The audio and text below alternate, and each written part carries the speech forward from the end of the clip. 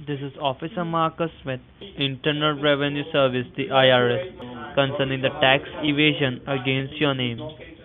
So before you get arrested under the charges, I want you to return this phone call on my direct line. It's 703-66. Hi, my name is Brandy Romag. I'm the Crime Prevention Officer for the Arlington Heights Police Department, and what you just heard was an actual message left on an Arlington Heights resident's voicemail. Here, the criminal claimed to be from the IRS to con money or personal information out of the victim. And while the call sounded genuine, this was in fact a scam in progress. A few examples of the many cons include claims you missed a utility payment and your service is about to be shut off, claims you owe back taxes to the IRS, claims you missed court or jury duty and you will be arrested immediately if you do not pay the fines, or a relative needs money for some kind of emergency.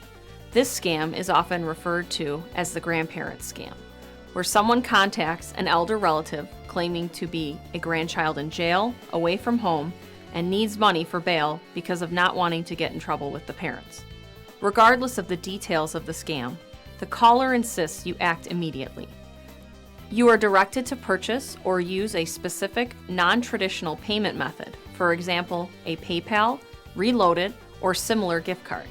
Or you are asked to send money via wire transfer through Western Union or MoneyGram. The reason you are told to use these types of payments is because they are non-traceable, and once the transaction is completed, the funds are not recoverable. Some criminals are not only after your money, but your personal information as well. They may know the last four numbers of your social security number and try to make you give up the rest by confirming the other numbers. Never give away personal information over the phone to someone you do not know. Your social media posts can not only put you at risk, but also your friends and family at risk of being a victim. The person calling often will be openly hostile or threaten you with seizure of property, suspension of driver's license, arrest, or even deportation. Criminals will try to find a vulnerability that they can exploit. For a business or homeowner, a criminal may claim to be from ComEd and threaten to shut off the power unless an immediate payment is made.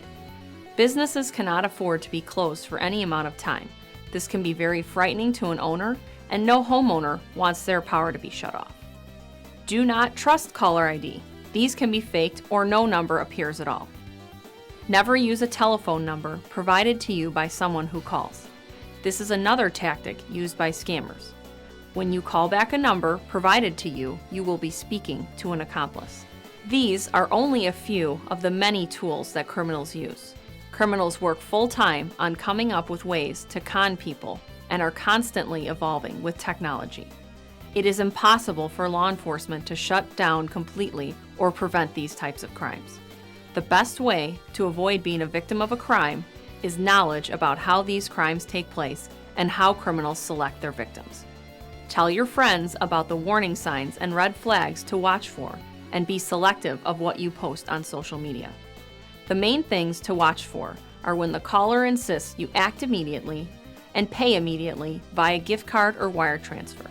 This is a common tactic used by scammers. They prey upon your emotion and fear.